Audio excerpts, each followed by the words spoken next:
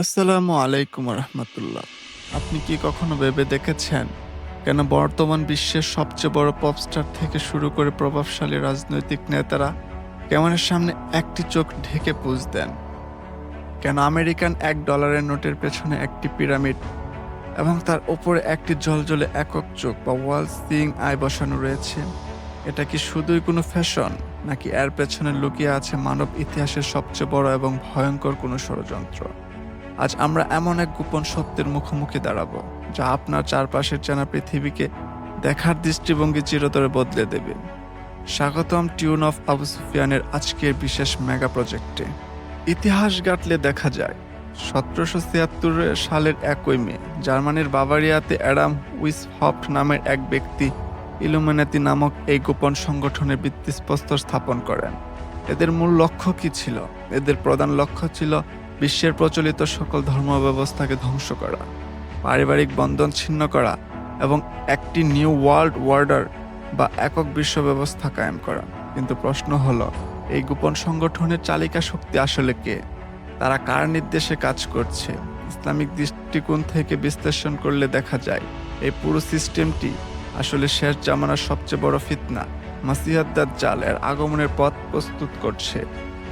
আজ থেকে 1400 বছর আগে মানবজাতির মুক্তির দূত হযরত মুহাম্মদ সাল্লাল্লাহু আলাইহি সাল্লাম দাজ্জালের ফিতনা সম্পর্কে উম্মতকে কঠোরভাবে সতর্ক করেছিলেন।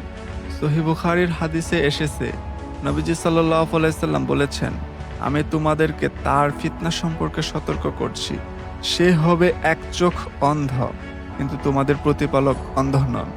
এখন ভেবে দেখুন, দাজ্জালের সবচেয়ে বড় শারীরিক আলামত হলো সে এক চোখ অন্ধ।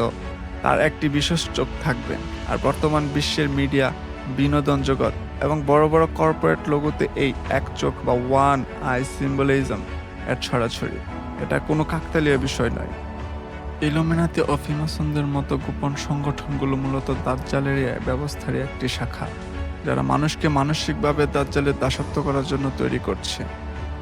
তারা কিভাবে আমাদের ঈমান ও আমল ধ্বংস করছে? সরাসরি যুদ্ধ করে নয়, বরং কালচারাল ওয়ারফেয়ার বা সাংস্কৃতিক যুদ্ধের মাধ্যমে।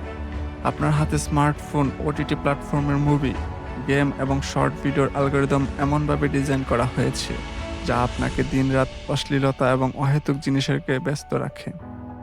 ফলে একজন মুসলিমের অন্তর থেকে আল্লাহর ভয় এবং ইবাদতের মিষ্টি অনুভূতি ধীরে ধীরে হারিয়ে যায়।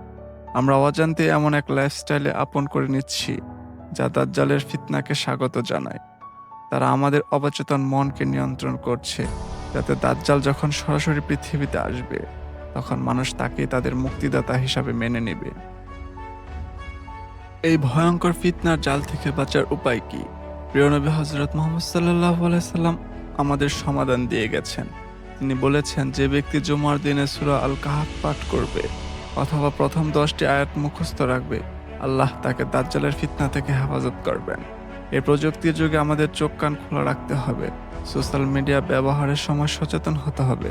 ইলুমিনাতির এই অদৃশ্য জাল আমাদের ঈমান কেড়ে নেওয়ার আগেই আমাদের কুরআনের আলোয় ফিরে আসতে হবে। আল্লাহ আমাদের সকলকে শেষ জামানার সমস্ত ফিতনা থেকে রক্ষা করুক। আমিন। ভিডিওটি ভালো লাগলে এবং অন্য মুসলিম ভাই বোনদের সচেতন করতে অবশ্যই শেয়ার করুন। চোখ রাখুন টিউন অফ আবু সুফিয়ানে। আসসালামু আলাইকুম রহমতুল্লাহ।